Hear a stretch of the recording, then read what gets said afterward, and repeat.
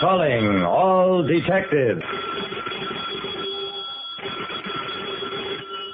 When an old gold watch was lost, the search for it revealed an entire pattern of life and death. That is the situation on this page from my casebook. The casebook of Jerry Browning, private detective. When you're a private detective like me, Jerry Browning, you meet plenty of people who borrow trouble. The man who walked into my office was both young and nervous. My name is Bill Moore, Mr. Browning. My grandmother was Letitia Moore. Maybe you read about her. I nodded. Yes, I saw the obituary notices. She must have been a fine person. The youngster smiled. She certainly was. Raised her children all by herself when my grandfather died. Made a career at a time when women thought it improper to work.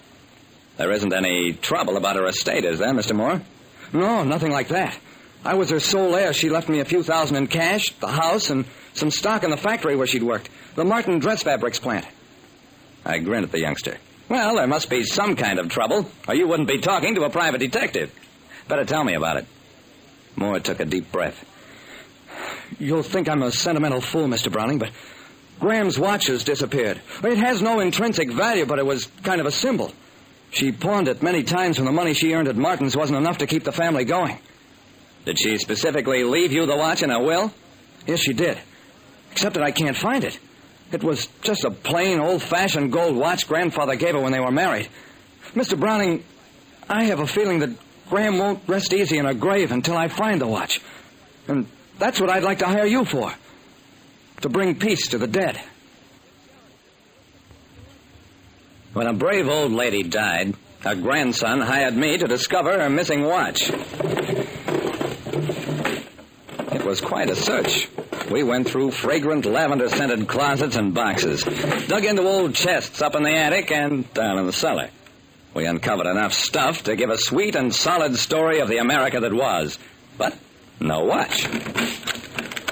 After hours of fruitless digging, I finally snapped the lock on a big gray trunk and turned to my young client. We're going at this all wrong, Bill, but we need a system. Now, suppose we start at scratch, do it all over. Only this time we catalog as we go.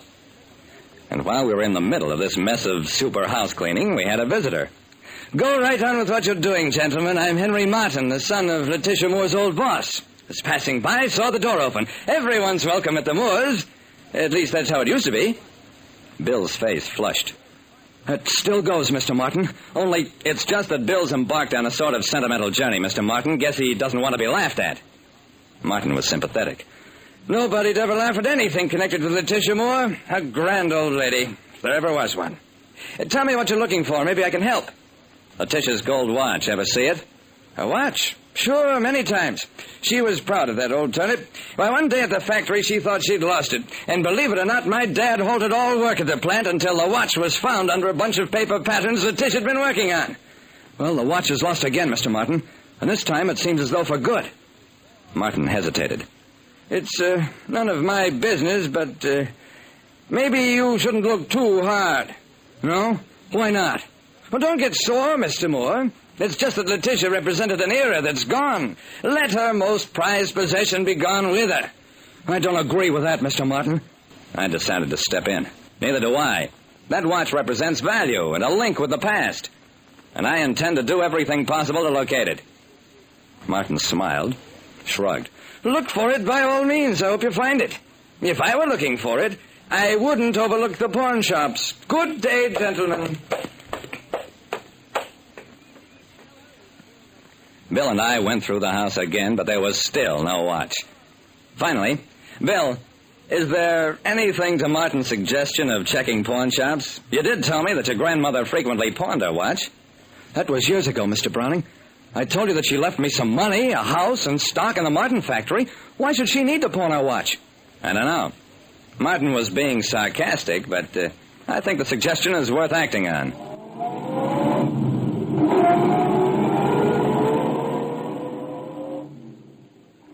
I spent 2 days making a round of the pawn shops. Then at a little place on Center Street...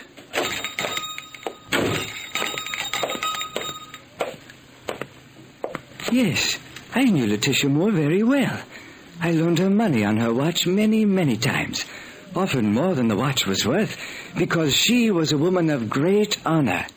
Would you have any idea what finally became of the watch, Mr. Turin? Of course.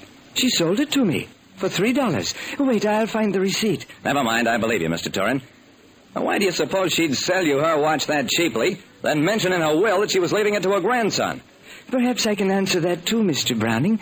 She sold it to me and then asked me to give it back to her after she was dead. It was a small request. I was glad to do it for a great lady. I think I understand.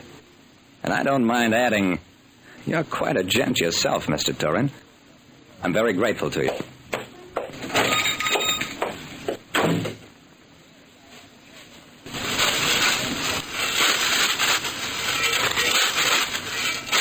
I didn't report back to Bill Moore.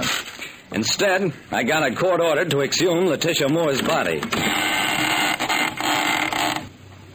A man from the district attorney's office reached inside the coffin, lifted out a dried bouquet, and found, carefully tucked away inside it, Letitia Moore's gold watch. A watch Mr. Turin, the pawnbroker, had placed in that bouquet in faithful execution of Letitia's final request. All right, we got the watch. And Mr. Coroner, you take over now.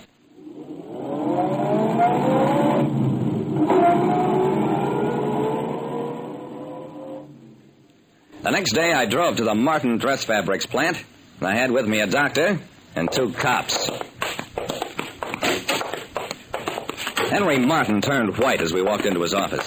Mr. Martin, this is Dr. Cranton of the coroner's office. We recovered Letitia's watch by exhuming her body. And we also made some tests on the body, which determined that she died not of heart disease, but aniline dye poisoning, a type of dye we've traced to this factory. You're under arrest for the murder of Letitia Moore. Martin broke down under questioning. The old girl was too smart to live. We gave her a few shares of stock for her invention of the triple finishing process on silks that made us rich, but she was beginning to get suspicious, and I had to get rid of her before she took any action. And that's all there was to it. Letitia must have suspected she was being slowly poisoned. And in death, as in life, she counted on that gold watch to help her grandson get his rightful heritage. Martin drew a life sentence. Bill Moore is a rich man. And as for Letitia, I think she's resting easier now. Like I said, when you make somebody a pawn in the game of murder, you're living on borrowed time.